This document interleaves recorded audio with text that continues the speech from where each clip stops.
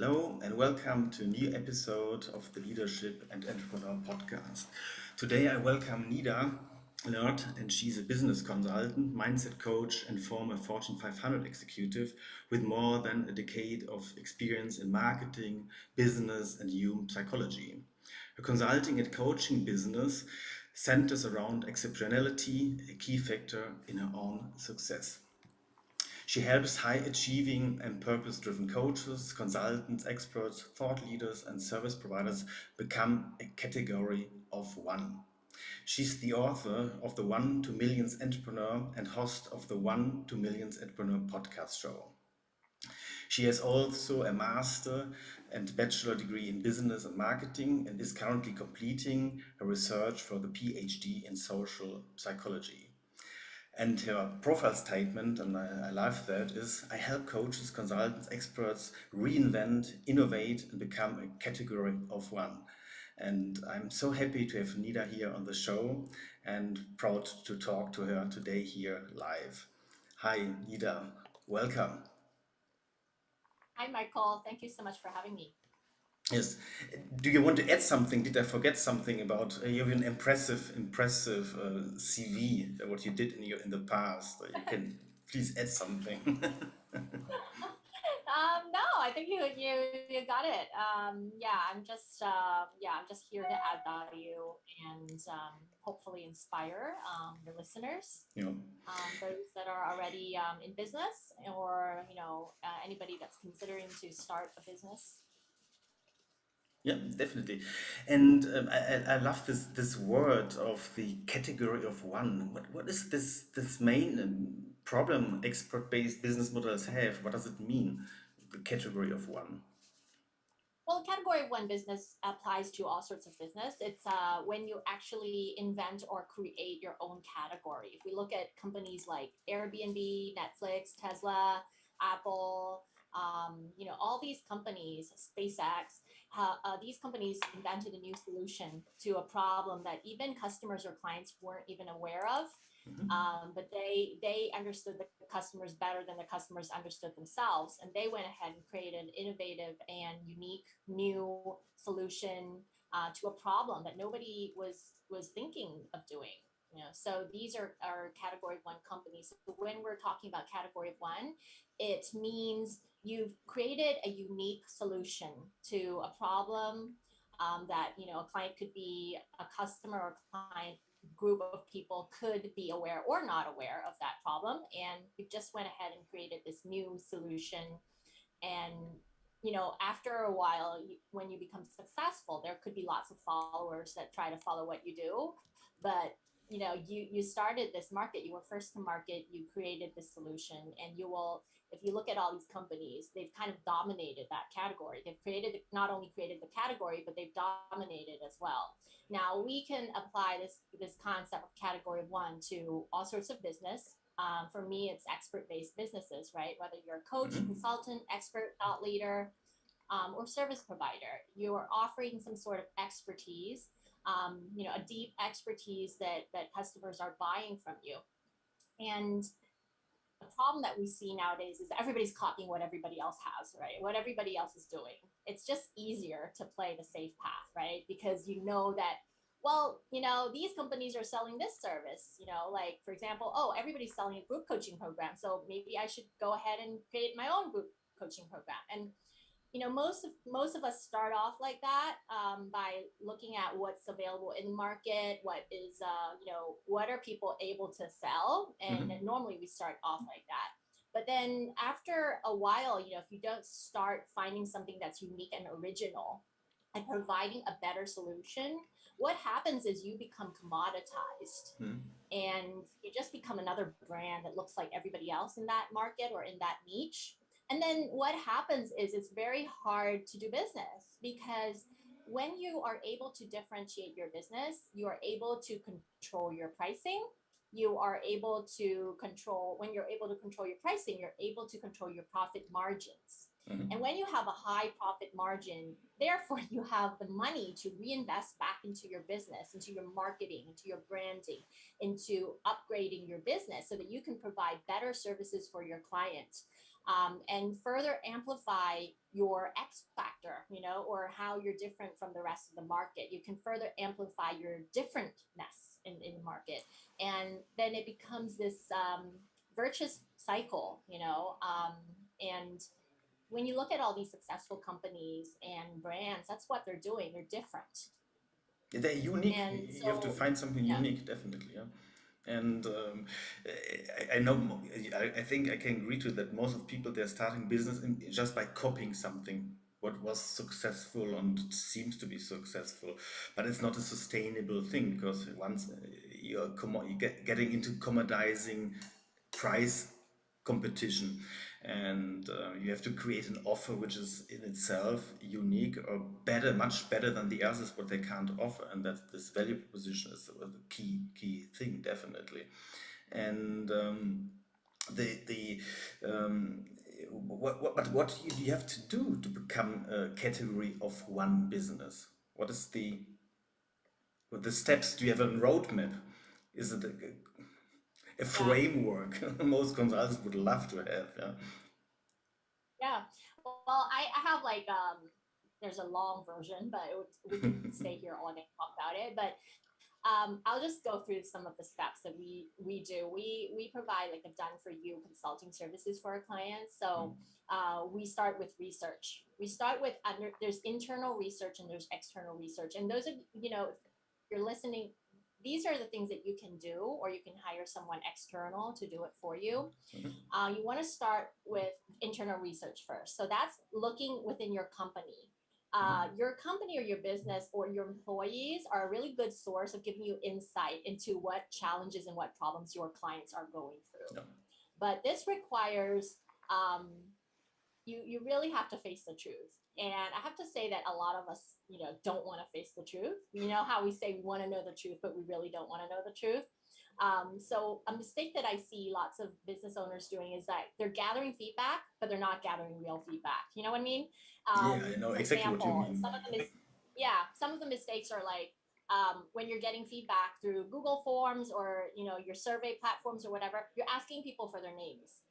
When people have to tell you their name, it's not anonymous. They don't want to give you real feedback because they don't want to be in conflict. You know what I mean? They don't want to get into trouble. They don't want to feel bad about giving you this feedback, especially if it's negative, right? They Yeah. don't want to have that conflict. They don't want to ruin that relationship with you.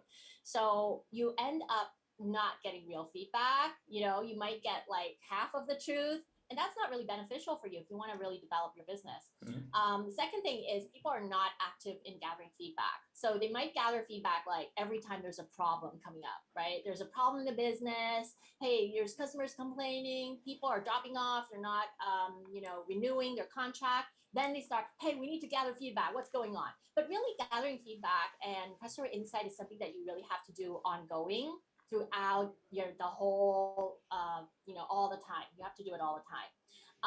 It's not something that you do for one time and forget about it, right? Because customer satisfaction is very important. You really want to know what's going on. I can't remember the percentage, but it's a very high percentage of people that they love your brand. They are loyal to your brand, to your business. If there's one mistake, if there's one bad experience that happens to them, they're just gonna leave. They're They just lose gonna the leave. trust in you and your service in the company. That's for sure. Yeah. Yeah, Yeah.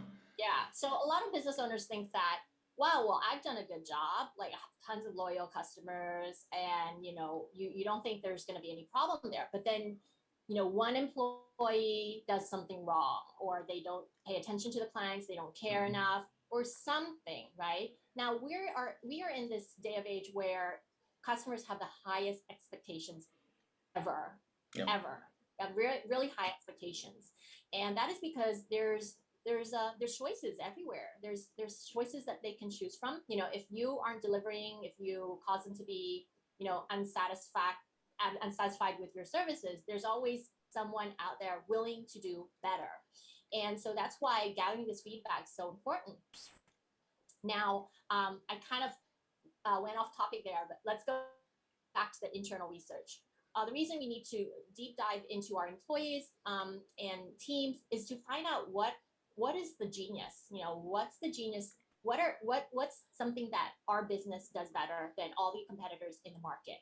Mhm. And if you can't find that, you're kind of like in trouble. You need to be better. You need to be different, not just better, but different. Um, and you want Sorry to to interrupt. It's like asking yourself, why should your business still there in 20 years' time? I mean, you have to ask this question. yeah, What makes it so unique, so yeah, interesting, so tempting for people to follow you as a business and to yeah, like your products? Yeah. yeah. And surprisingly, a lot of business owners cannot answer that question. So Mm. say, if I'd ask this question: if your business disappeared tomorrow, would anybody care? Would Yeah. anybody care? Or would they just go on and live a normal life, find some other people to serve them and solve their problem, right? Um, yeah, so you really need to offer a solution where uh, people need you. Customers need you to provide that level of service and solve their problem for them. Mm. Now, when you're deep diving into your own business, you want to look for, what's that X factor? I know you can do lots of things, right? People have all these skills and do, like, I did 1, 2, 3, 4, 5, these 10 things in the business. But what's that special sauce? What's that secret sauce? How restaurants always have those like menus that are like special for specific restaurants. Maybe all the food that you make is great, but there's like these top menus where everybody comes to your restaurants Yeah. for, right? It's just like very well known. People talk about it. Mm. So it's the same thing here. You want to look at, what's that one, the couple of things that you do really well, and really stands out from the rest of the competition. And you want to look for what are the skills, what are the things that bring joy to you. You might be doing lots of things in your business, but what's those top 2 or 3 things that you love doing the most? You shine when you're doing these things. Looking for these clues and gathering these clues. And then you want to move on to external research. That's when you're doing research with your clients, your Mm. past clients that didn't renew Mm. with Mm. you, maybe clients that weren't satisfied with your services.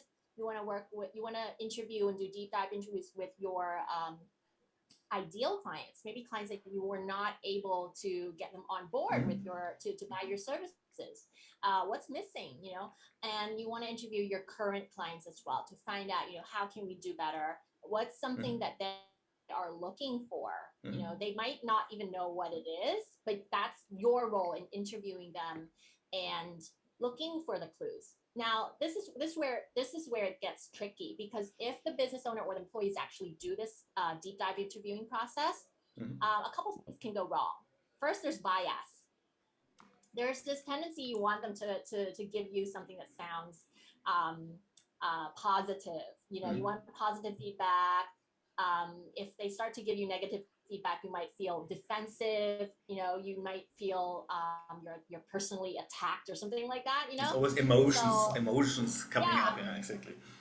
yeah, that's so it's a good idea to actually use someone that's external and somebody especially that has kind of a marketing research, psychology, Mm. understands human behavior kind of background. Mm. That's because customers don't even know what their problem is. They don't even know what their challenges is. They might know at a surface level, but what you're looking for is at a deep level, at Mm. like the hidden problem that they're not aware of.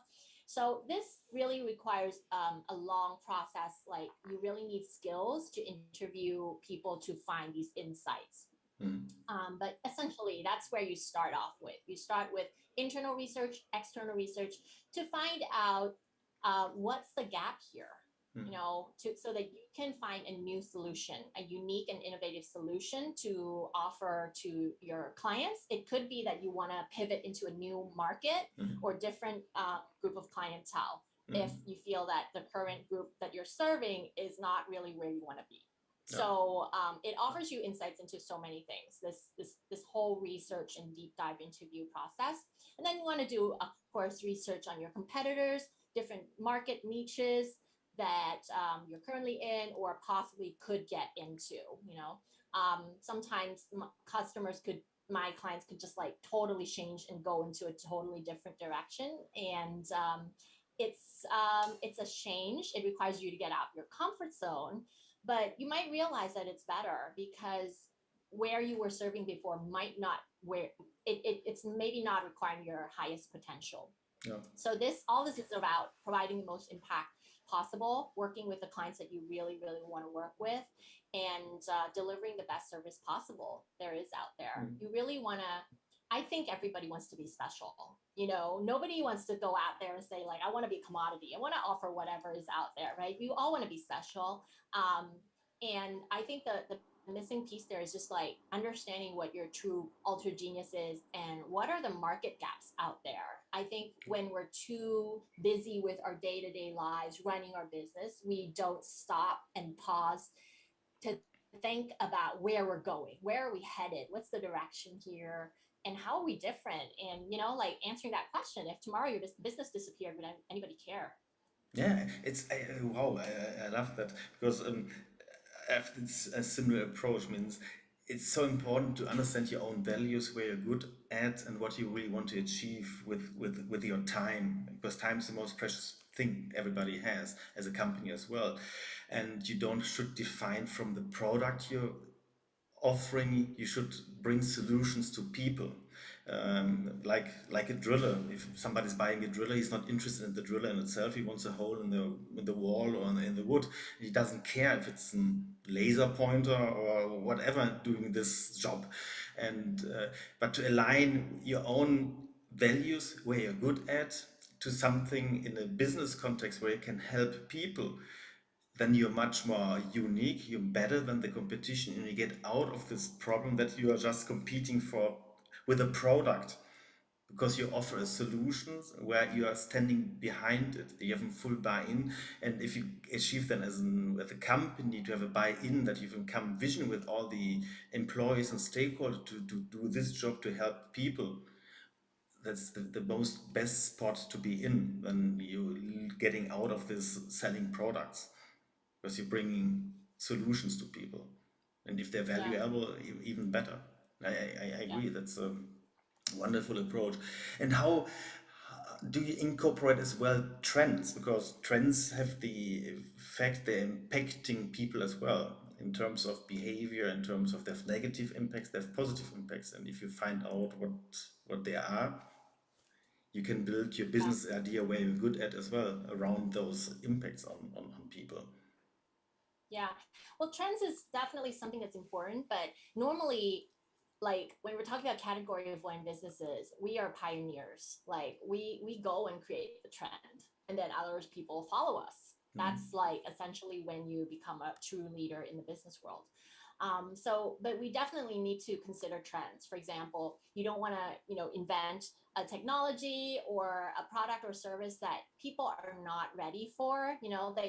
If we've seen case studies of businesses that started this and that, but they were like decades ahead of time. People were not ready for that technology yet. They were not ready for that kind of shift in lifestyle, for example. So yeah, market readiness and looking at where people are is something that you need to consider. Like for now, we just heard a few days ago, I think it was last Thursday, Mark Zuckerberg just announced that they changed the name of the company to Meta, right? Yeah. And that's to reflect that they don't want to be known as just a social media company, but they want to get into the metaverse. And he talked about things like wearing those VR devices, and Exactly. we won't be, maybe next year if we have another interview, we might not be socializing through Zoom or just 2D, but we could be wearing those VR glasses, and we could be socializing, and we would look like holograms in those tech movies, where we would be all sitting here and seeing each other in like 360 3D, and it would be like real life interaction. So I think if we didn't have COVID, I think this trend would maybe not arrive so soon. But since because of COVID, now we're stuck at home for 2 years and probably a few more years, I don't know. It just it really sped up this technology. Now it's like, yeah, this is gonna happen. It's gonna happen really fast. And since Facebook kind of like already, like they're investing, they changed the name of the company. I think that is really a wake up call for all of us that, hey, VR is happening. How are we going to integrate this into our business, right? And I think that yeah, situations, crises like the pandemic, and all these things really create a shift in people's mindset. We've heard of Yeah. the pandemic epiphany, where lots of people, started to question their life purpose, or Mm, what they were doing. Why are they working so hard? What are they getting out of their jobs? mm, And that again is forcing companies and leaders to really rethink how they're treating employees, how they is there a work-life balance element? Are people really happy? mm. Are people really bringing their whole selves to work? And that's actually something I'm working on my PhD thesis. It's about the pandemic epiphany. So that should be fun. Where we're looking to find a lot of insights in that, hoping Yeah. to help businesses and corporations really rethink how they are treating their employees, how they are designing jobs and careers in the corporation. Are they paying enough attention to their employees' well-being, for example? Yeah, can't agree more because you have this a crisis, nothing else is an accelerator of change. Yeah, and Yeah, with this yeah, pandemic, you saw okay, companies who didn't do their homework in digitization, they had a problem. yeah, But yeah, you have as well, but you have artificial intelligence, you have blockchain, you have Internet of Things, the whole world, how we work together will change dramatically because knowledge is yeah, a commodity, but emotions probably there you can earn money by relating to people, to be connecting to people, and the virtual reality. If you look at with COVID, all these fair trades, they don't happen. But you have to find ideas how you can do a virtual trade fair show online where people yeah, can in a 3D environment around a sub product and yeah, see it. Yeah. yeah, And, uh, yeah, and therefore trends, I think trends are very important in terms of you have to do it on the right time. You have to do the right thing in the right quality at the right time. Those three things, and to be clear as well with the next crisis will come. I survived, or not survived. I did in the last 30 years. I've six crises. Yeah, you have the dot-com bubble bursted. You have subprime. You have the Asian crisis. You have the governmental crisis after subprime. You have so many crises, and every time you see something new coming up, and companies are improving, and can the old companies are attacked. You have this moment of chance. You have to grasp this moment of chance and create something unique, what or repurpose something what wasn't there in before. I can't agree more. It's a fantastic world at the moment with COVID. If you think positively, yeah. yeah. I think from every crisis, it's an opportunity to learn and grow and do things differently. And I think if we don't stay proactive, if we don't stay ahead of the game, we will always be forced to change. If you don't choose to change ahead of time, you will be forced to change. Exactly. Either be the disruptor or be disrupted. Exactly. My logo is create future today. Means you have to. It's better you shape the future than somebody else's shapes your future, and it's better to Yeah. be active than reactive. Exactly. And what are the most the pain points entrepreneurs would experience in creating a category of one business? What are they?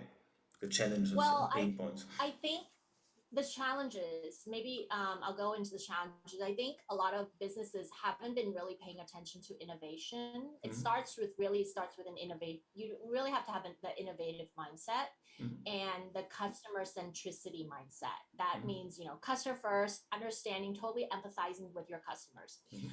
A lot of business owners really are paying attention to their sales, their income, the growth, and that's not everything. That's not like, it is important for your business to have sales and cash flow and growth, but when you pay attention to just those things and you ignore other things, you start to hit a plateau. You start to see your growth like decreasing. Then you start to know that, hey, there's a problem going on here. But then lots of business owners will start to like, oh, I think it's the economy, or I think it's maybe there's too much competition, there's all these things.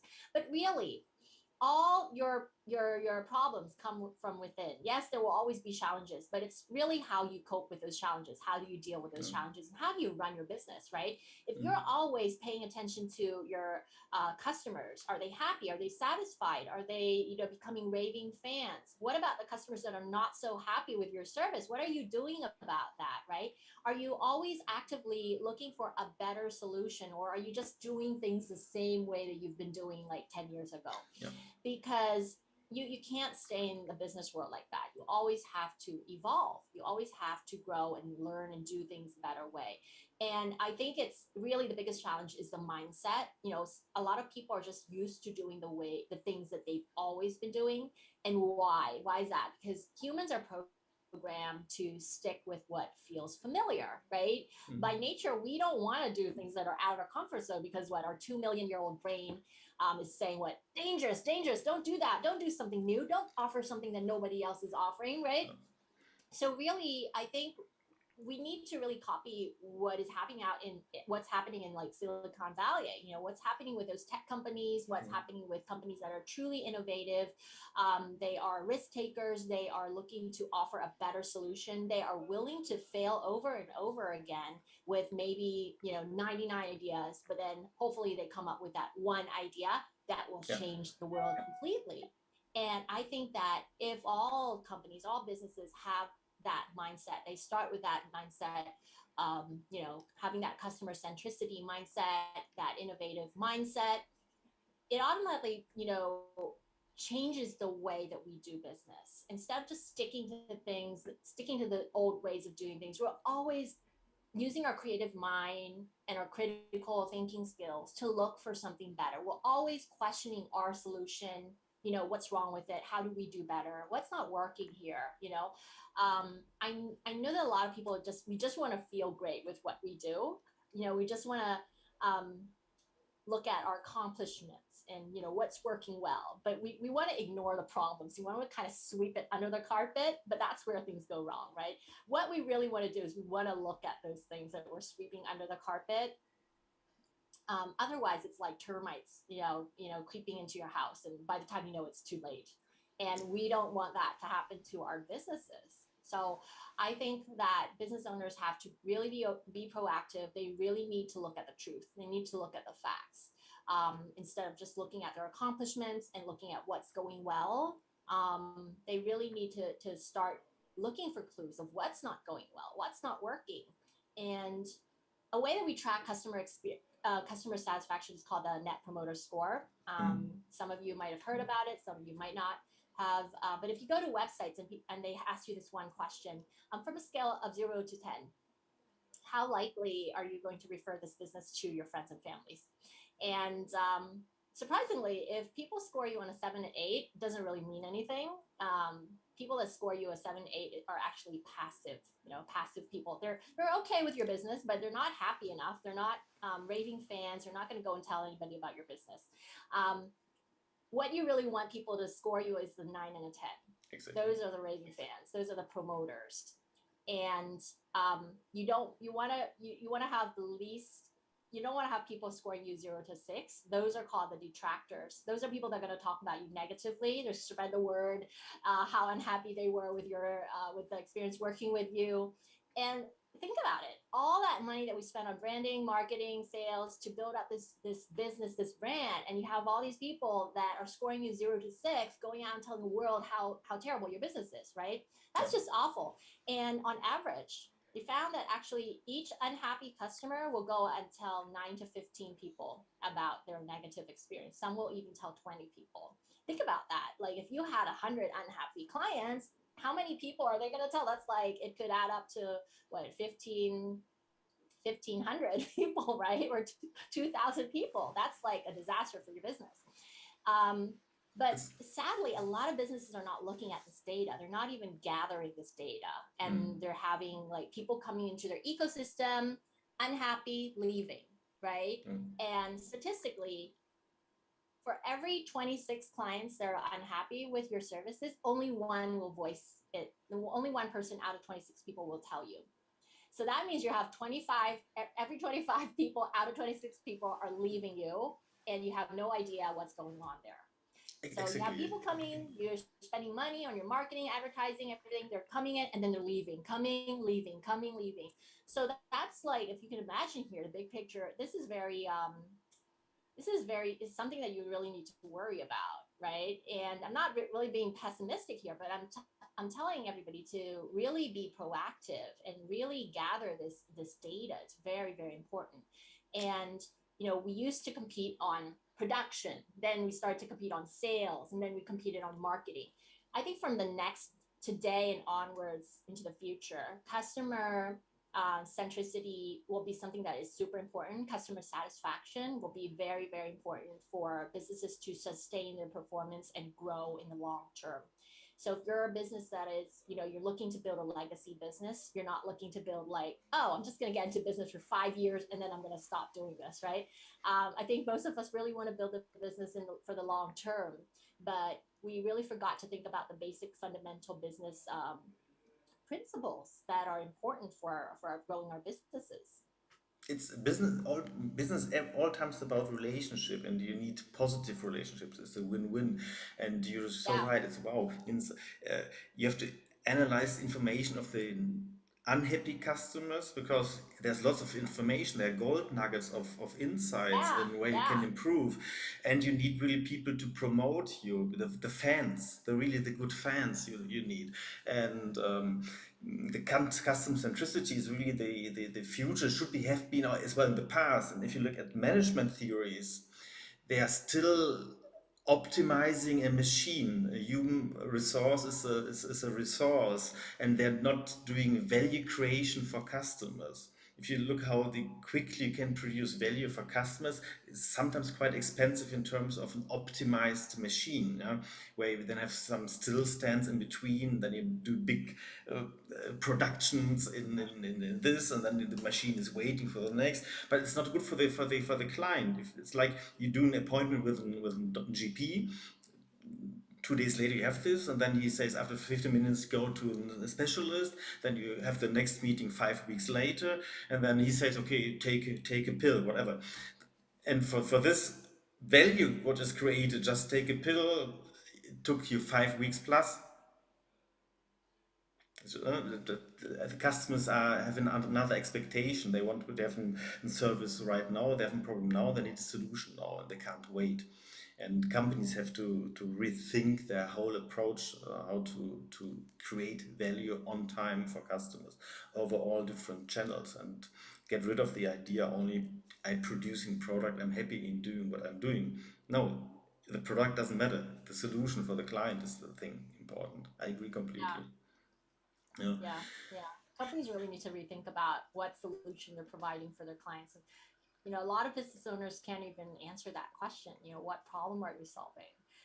A lot of people just say, well, I'm just in business, I'm selling this product, I'm selling the service. Yeah, but why? Why? What problem, what important problem are you solving? Is it important enough? Is it urgent for your customers or clients? Because if you're not solving a problem that's big enough and important enough, that's very dangerous for your business, right? Nobody cares then. That's Yeah. where, like, tomorrow if you disappear, nobody would really care. Yeah. Look at automotive. The means, do you really need a car? No, you want to just to move around, and if you have an autonomous car who's picking you up and bringing you from A to B, and in future you don't need a car. Yeah, I Yeah. was looking at, I think, I don't remember, it was Amazon, I don't know which company, but they already explored with no, I think it was a company in China. They are already exploring like the drone taxis. Yeah. And these drones, these huge drones that will come and pick you up from a Yeah. destination, take you somewhere flying, Mhm. and you don't need taxis anymore, you don't need drivers anymore, right? No. So I think they experimented this a while already. It's not today, it's like it could be like a couple of years back already. So we have these technologies, we have these things, Yeah. and I think we're just ready, getting people to be ready for it and to integrate it into our Exactly. lifestyle. But, And I'm super excited. I love innovation, I love technology, and I'm really excited to see what the future holds for us. and if you look at innovation, lots of companies are disappointed by the return on innovation. But if you look deeper, and you don't know the answer already, because they call innovation because they have a blue fridge now is green. the color is not green, but it's not an innovation. It's nothing new. It's just an improvement. It's an incremental innovation. But real innovation, where you solve a problem differently, or you solve a problem the first time, or you're using behavior change and using that to create new products. That is real innovation, which brings people into the next level. And Yeah. therefore, the return on investment for companies who are just doing small innovation, because due to the fact that the management is paid by quarterly results and they don't take risk, because I'm coming from banking, and I know you don't have an excess return if you don't take risk. And as a company, you need to take risk to get return. In the same way as innovations, you have to take risk and to Yeah. fail forward one time, three times, 20,000 times, whatever, and come up with one idea which changed everything. Yeah. Yeah. Yeah. Yeah. Well, the time is really is passing swiftly. Nida, where can people find you? I can hold on. I will do the following. I show a little bit your profile in LinkedIn and so on. Then you can talk a little bit about that. Hold on. Just Yeah, give me sure. just a second. I'm just switching to the proper proper site. Yeah, that's the beauty of technique. Yeah, Yeah. because I think you're quite active on LinkedIn on the one hand side, and you're active as well, very active on Instagram, and you're constantly providing articles into Forbes. Uh, Yeah, I write for Forbes, for Entrepreneur, for Brains Magazine. mm, Yeah, if anybody wants to reach me, Instagram is a great place. You can send me a message there. And LinkedIn also, you can send me a message there. If you're interested in I have a free quiz that people can come and do. It's for coaches, consultants, thought leaders, and service providers. You can go to my website. It's a temporary website at the moment. We are um, recreating an innovative website at the moment. It's not up yet, and you can go to nidaleard.com/quiz mhm. to complete that quiz. And another free offer that I have is I use an assessment that will help you evaluate or assess the value of your business or your company, how valuable it is through 8 key drivers. And so if anybody's interested in that, you can, maybe send me a message, DM, or email us at info@nidaleard.com, and we're happy to let you do that assessment, and it's free of charge. It will provide a lot of insight into your business and your company, on what you need to fix in your company in order to increase the value of it. Wow, that's really a great value offer there for people. That's fantastic. Nida, just to give you the last word, what would your what are your tips for somebody who wants to start up a business? What he should do in terms of really to be having a sustainable, successful business? You mentioned it in Okay. between, but just to, what are the 3 hacks they should do, or 4 hacks? Well, first of all, I think they really need to think what problem they want to solve. And it really starts with looking around yourself in your own lifestyle, in your own workplace, if you work for a company, what are the problems? What are the challenges that you see? What are the problems or challenges that you see people around you having, you know? And then you want to look at what's something you're really, really great at, and what problem can you solve with your ultra genius. That's where you really have to start, I think, because the problem that you're solving has to be really important for you. Otherwise, when you start to struggle, when you start to have obstacles, you're just going to give up if it doesn't mean that much to you, Hmm. right? And yeah, really study the business principles, and the if you get it right, you understand the business principles, the fundamentals in running a great business. That's a good start for you. It's better than going into the business blinded, not understanding anything, and just like hustling, right? I think it's really dangerous. It could work for some people. It did make a lot of people successful, but really starting the business the right way with the right business principles is really important. And learning from it's everybody's going to make mistakes, everybody's going to fail, but it's really important to learn from those failures and learning through those mistakes and doing it better the next time. Yeah. And if you're looking to start a coaching, consulting, expert type of business, you can also read my book. So I have a book here. It's actually on Amazon if anybody wants to get it. It's called One to Millions Entrepreneur. So it talks about how one person can make an impact on millions of people through your ultra genius, through what you're great at, through your unique set of skills, and how you can actually build a really successful business from those decades and decades of work experience and life experience. A lot of us think that, hey, there's nothing special about me, but really there is. If you go and look, these things, there are lots of things, there's lots of skills that you have that you are just not aware of. You've been so great at it, you've reached that level of unconscious competency. That it's really important to be aware of those unconscious competencies, bring it to awareness, because when you're aware of these special skills, these unique geniuses of yours, you're able to put it to use, and you're able to deliver that gift to the world and make an impact on more people instead of just keeping it to yourself. So yeah, those are some last thoughts that I have for your listeners. Wow, thank you very much.